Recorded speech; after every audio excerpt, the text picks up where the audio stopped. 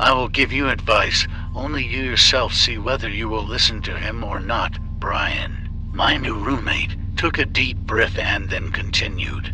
When evening comes, be sure to check that all windows and doors are closed at night. Don't be lazy, walk around the yard, although what's the point, you don't have any animal. But in the house, check everything thoroughly, and most importantly the windows. They also need to be curtained. Come on, I said, shivering, enough to catch up with horror here. This is an ordinary village a kilometer from the race.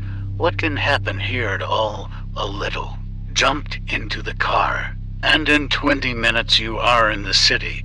That's exactly what captivates and relaxes, said Brian. You think that you are close to people, and you will have time to solve any problem. But really, Austin, you won't even be able to jump into your boots if something happens. Believe me, I'm a local. I've lived here all my life, and I know what I'm talking about. So heed my advice, the sun is setting, close the house, and do not go outside until morning. But what can happen? I surfaced, because I began to suspect my neighbor of dementia. Ooh, a lot of things can happen here, said Brian, flicking his finger on the glass.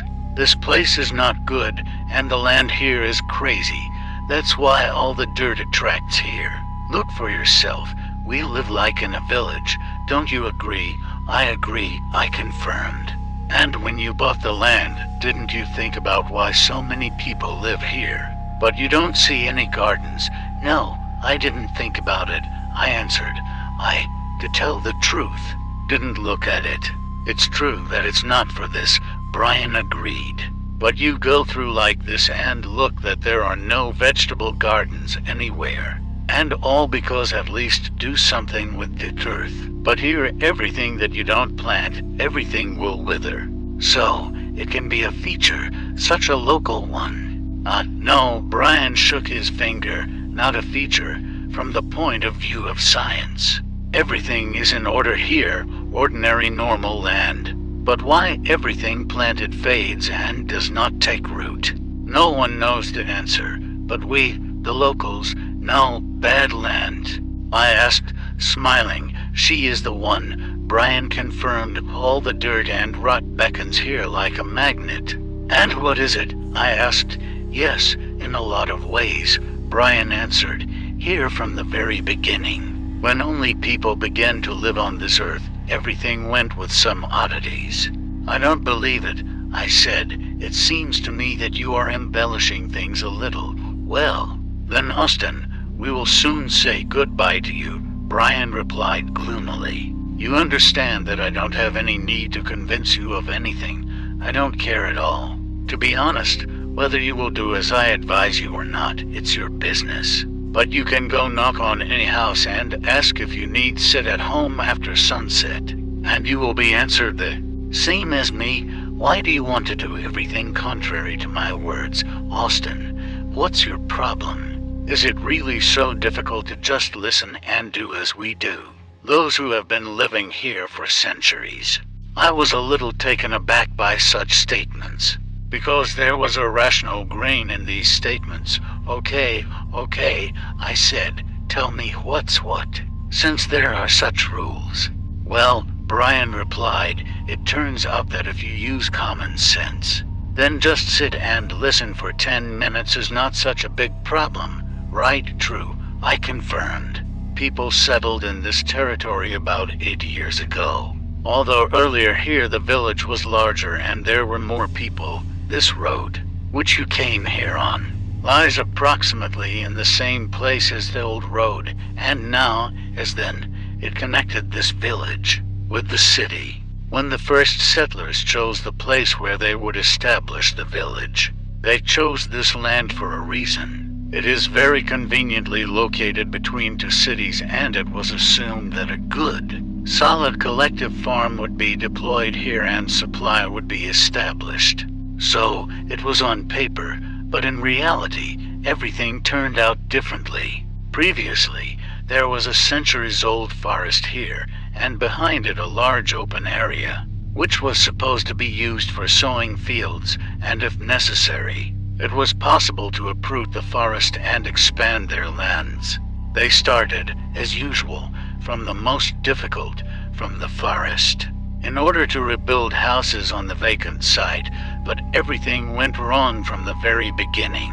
The equipment that was driven here, for some unknown reason, constantly broke down and refused to work. Hydraulics broke down, propulsion systems failed, the fuel tanks, which were brought here to supply equipment with fuel one night, were completely pierced and all the fuel leaked into the ground.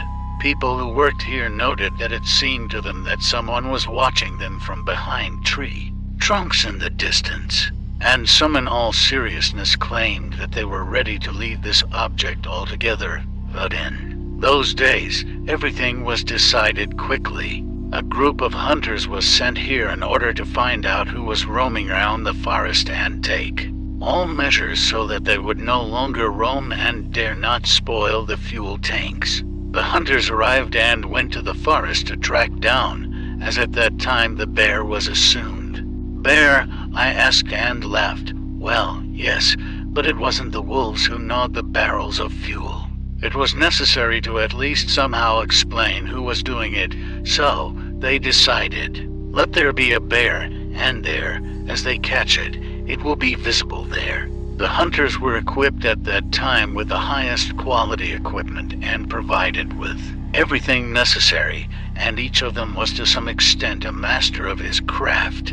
And so, in an amount of 9 people, they went in search of a mysterious creature that so frightened the workers and spoiled the equipment. At first, everyone calmed down, thinking that they would often put things in order, but no, it only got worse. Technique 70% of the time was more repaired than worked, and many workers began to have some problems the more forests they uprooted. The worse they became and the more often machinery and equipment failed. People began to hear some voices, either calling them somewhere or suggesting that they do something. Others, in general, began to see what was not there, and at night, they say, they woke up from the fact that they had wild nightmares, and most importantly, all these nightmares were the same. They run at night in the forest, fall, and something grabs them by the leg and drags them into the forest equipment. In addition to the usual breakdowns that were constantly present, began to rust literally before our eyes. They say that in a month the tractor cab rotted to a state of iron dust, and no one could say from what, but one way or another, the forest was uprooted, and the plan for clearing the territory was practically completed, but at what cost? The people who first came here, one might say, went crazy, earned a couple of diseases and were sent back, in addition to the usual oddities. While uprooting the forest, many people were killed by tree trunks. As they say, it's all because of that insanity. Instead of moving away, the man deliberately jumped under the falling trunk, just out of the blue. A second ago, he was telling a joke, and now he is jumping under a tree with a crazy look.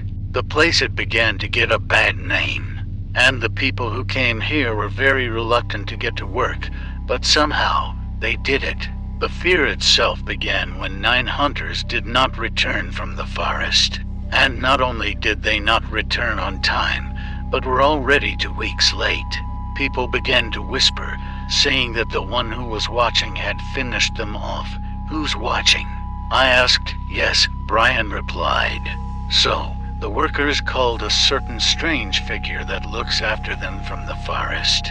And most importantly, everyone saw it, but no one could really tell what it looked like. But they said that it was an ancient horror living here. It was said that they were sure that the one who was looking was very old, so old that it was difficult to describe in words, and people were sure that the one who was watching would definitely take revenge on them, wherever they were. After such stories, the management didn't believe in anything at all, but decided to change everyone who worked there for new people, because the clearing plan was completed and it was time for the builders. But even here everything was not as good as it should be. The first year the builders worked and only occasionally spoke about seeing someone and everything. Like that, more than one house was built, infrastructure was being built, and so on. And when there was not much construction work left, the problems began. And one night, about 20 people went crazy here in the new houses and climbed into the noose. Those who closed the front door and curtained the windows that night survived. We found them in the morning when they did not go to work. The howl rose so that everyone dropped everything and just left these places. The management thought that there really was some kind of huge problem there and you couldn't lure people there at all. I made a painful decision to temporarily stop construction. And this is temporary, Austin, stretched out for many years. Well, now what? People, I see. Live and nothing, yes, but not everything is so simple. The local forest is generally not recommended to be touched. You will go crazy, and it is better not to leave the house at night. Because the one who watches comes out of the forest at night and goes here to the village. He approaches the house and climbs the steps. You will hear it someday, trust me. He goes to the door and pulls on the doorknob if the door is open. He will come in and finish you off. If not, he will go along the house to look for open windows. He perceives open doors and windows as an invitation and always accepts it. That's why I say sit at home after sunset and don't go outside.